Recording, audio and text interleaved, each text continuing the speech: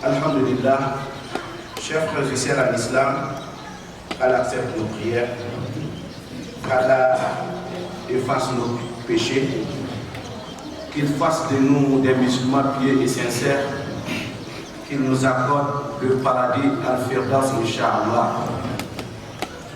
Chers frères et sœurs en islam, avant 2 semaines de cela, nous avions parlé ici même de l'importance du zikr.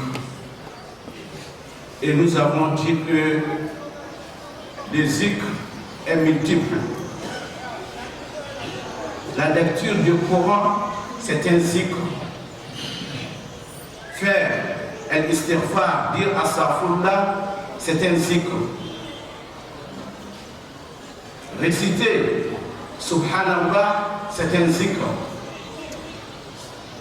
Et faire Alhamdulillah, c'est un zikr. Et nous avions parlé en ce moment même pour dire que le meilleur de faire zikr, c'est de s'attacher à un tariqa, savoir un tariqa. À travers ce tariqa, ça te permet que tu puisses faire beaucoup de zikr. Et il y a beaucoup de tariqas, nous avions dit, le Tijaniya, c'est un tariqa, le Naqshbandiya, c'est un tariqa, le Shadhiliya, c'est un tariqa, le Qadiriya, c'est un tariqa. N'importe quel tariqa que tu puisses t'attacher, ça te permet à faire beaucoup de zikr. Mais pour ceux qui ne sont pas attachés avec un tariqa, le meilleur zikr, ce que le prophète sallallahu alayhi wa sallam nous dit, c'est la lecture du Coran.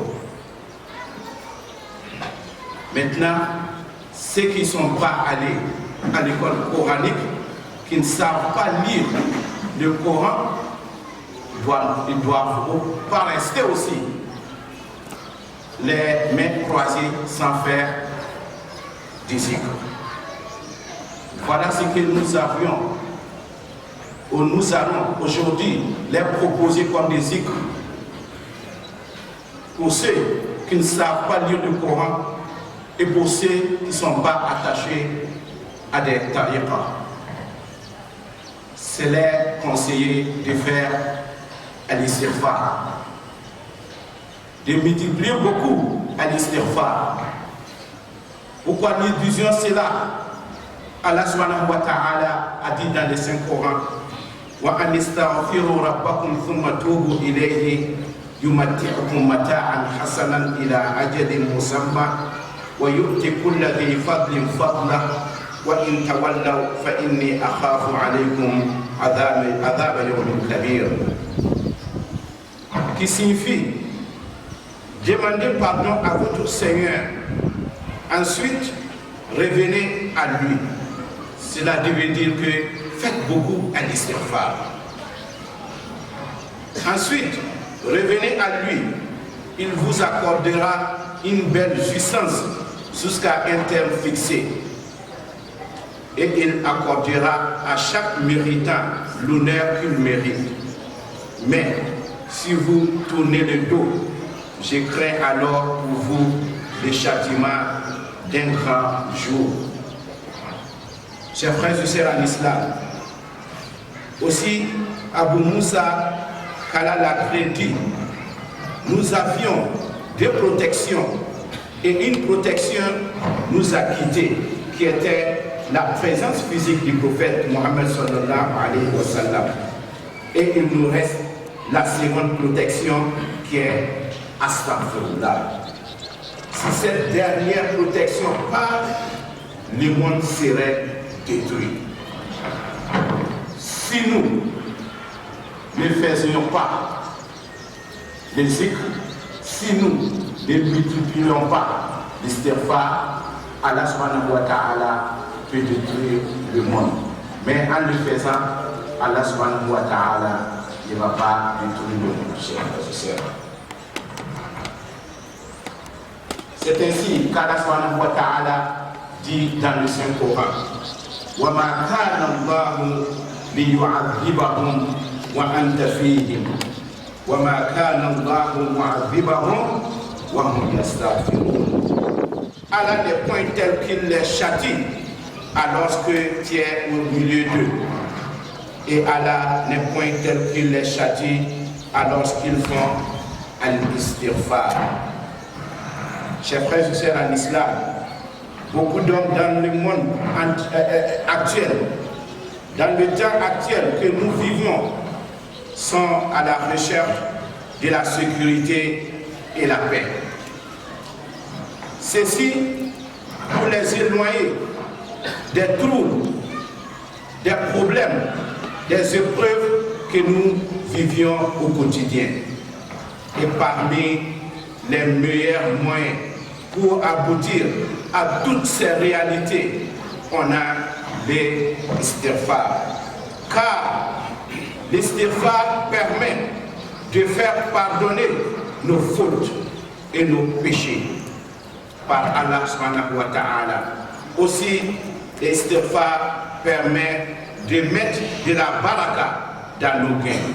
L'istighfar permet d'ouvrir les portes des cieux. L'istighfar permet de faire descendre la pluie, chers frères et sœurs.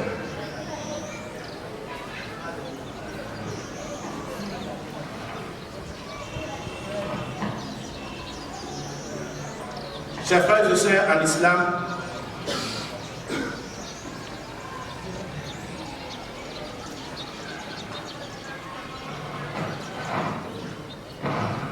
Ibn Soubayr un jour a dit qu'il était avec Hassan Basri.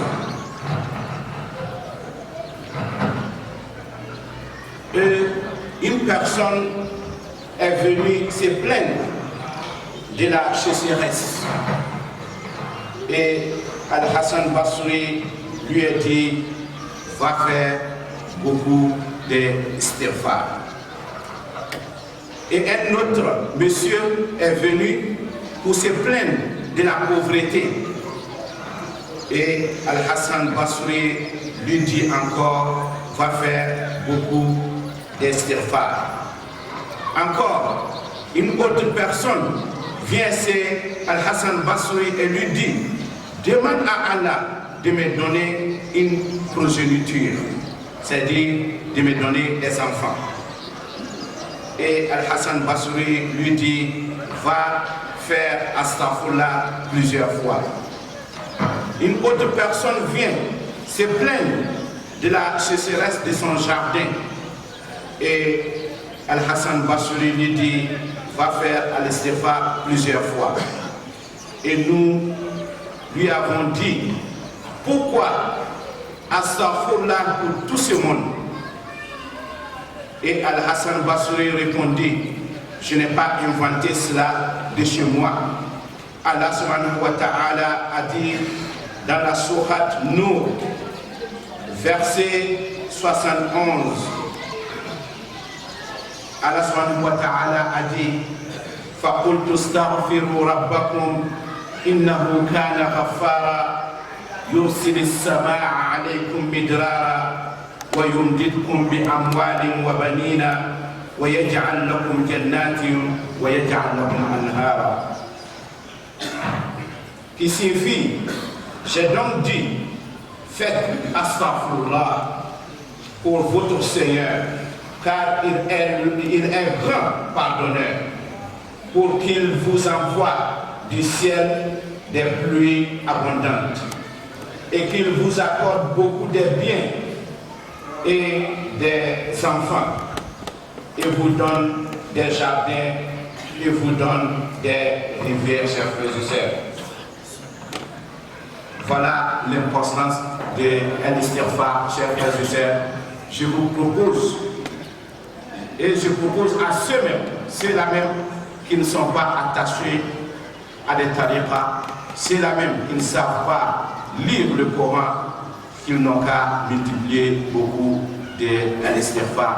أقول قولي هذا وأستغفر الله العظيم لي ولكم ويا فوز المستغفرين استغفر الله.